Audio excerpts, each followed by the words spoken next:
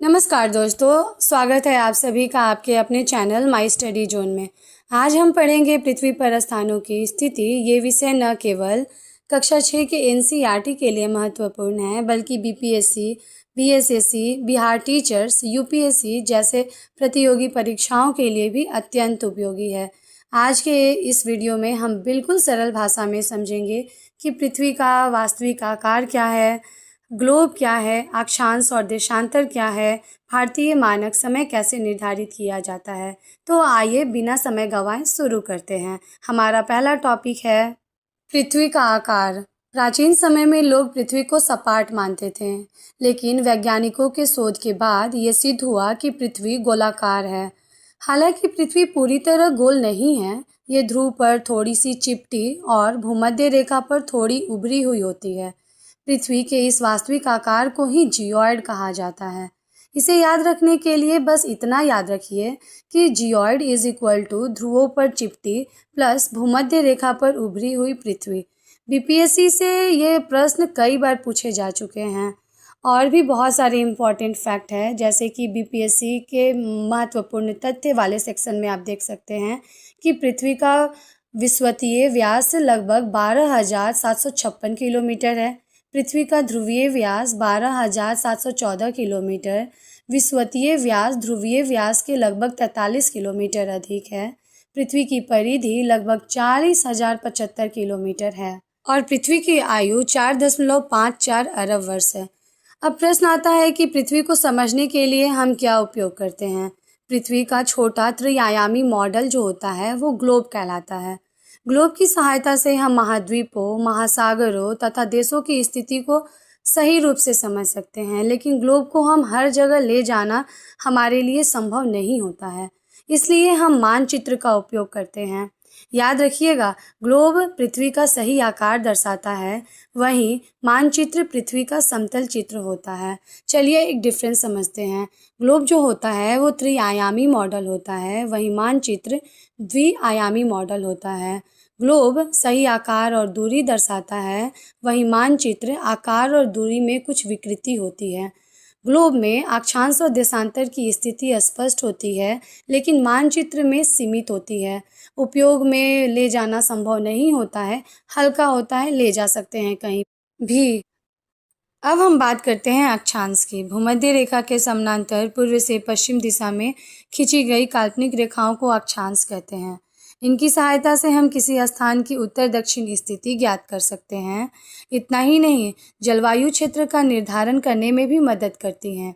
समय, तापमान, दिन रात की अवधि समझने में भी सहायक है।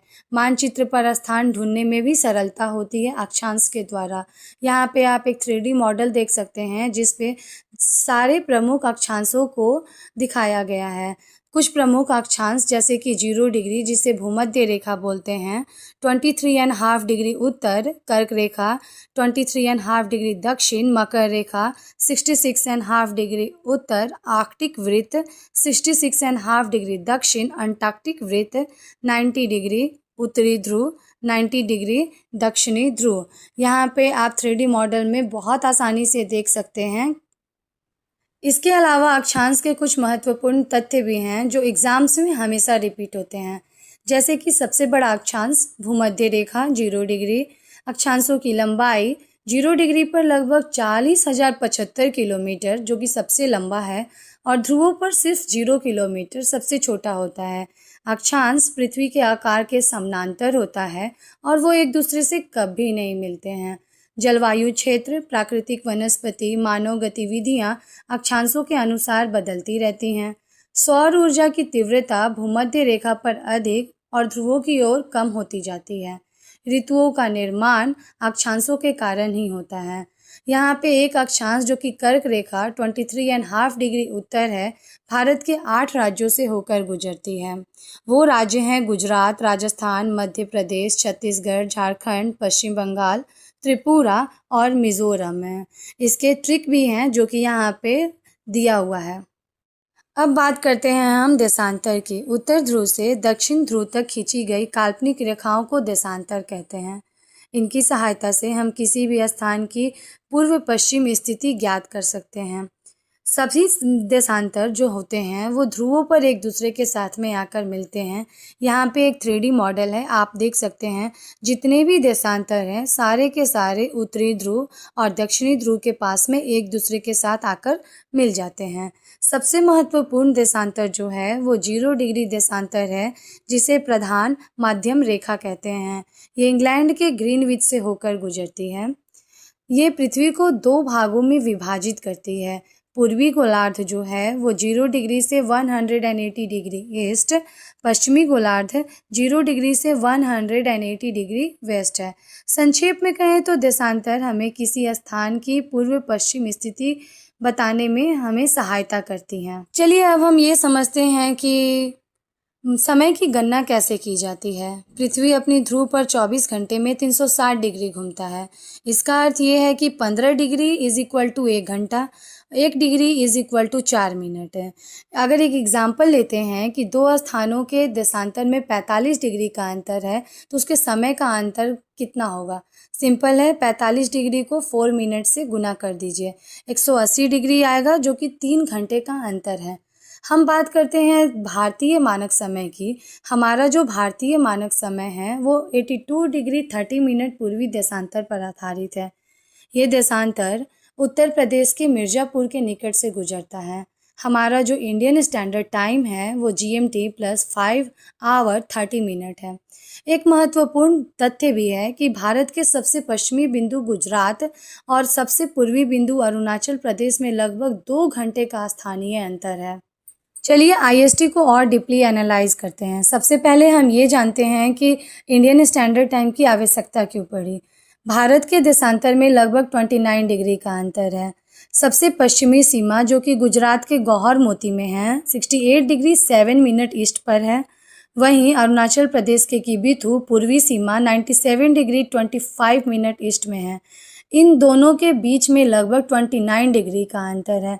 अगर हम एक एग्जांपल लेते हैं कि गुजरात में उसी टाइम पर सुबह 6 बजे हैं, तो वहीं अरुणाचल प्रदेश में उस वक्त 8 बजे होंगे।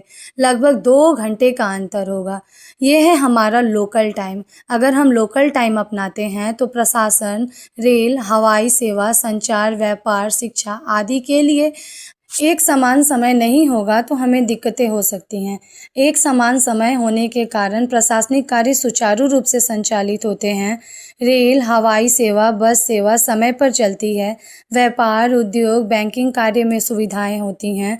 संचार व्यवस्था, प्रसारण में एक रूपता बनी रहती है।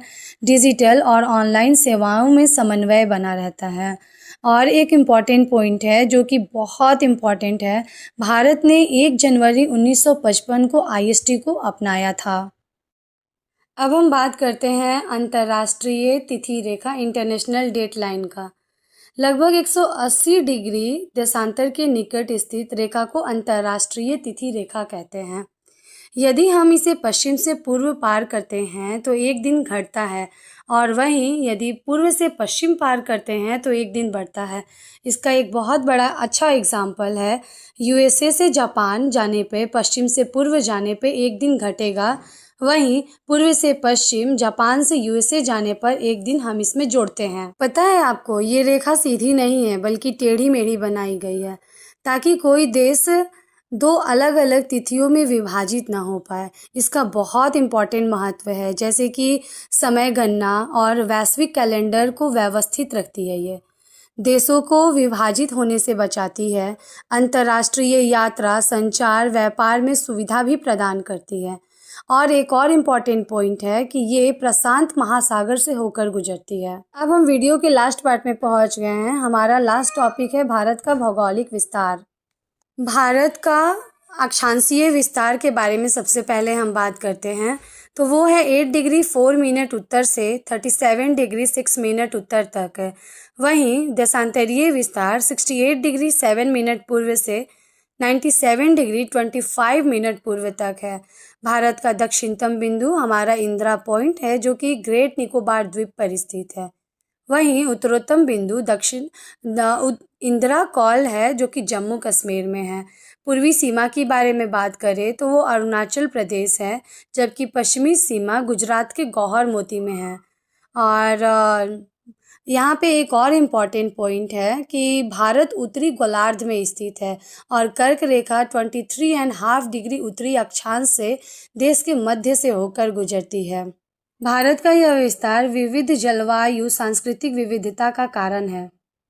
अब लास्ट में मुझे आपसे बस इतना कहना है कि आपको मेरी ये वीडियो उपयोगी लगी हो तो वीडियो को लाइक करें, अपने दोस्तों के साथ शेयर करें और ऐसे ही सरल और गुणवत्तापूर्ण कंटेंट के लिए माई स्टडी जोन को सब्सक्राइब करना बिल्कुल ना भूलें। फिर मिलेंगे एक नई वीडियो के साथ, तब तक के लिए धन्यवाद। जय हिंद।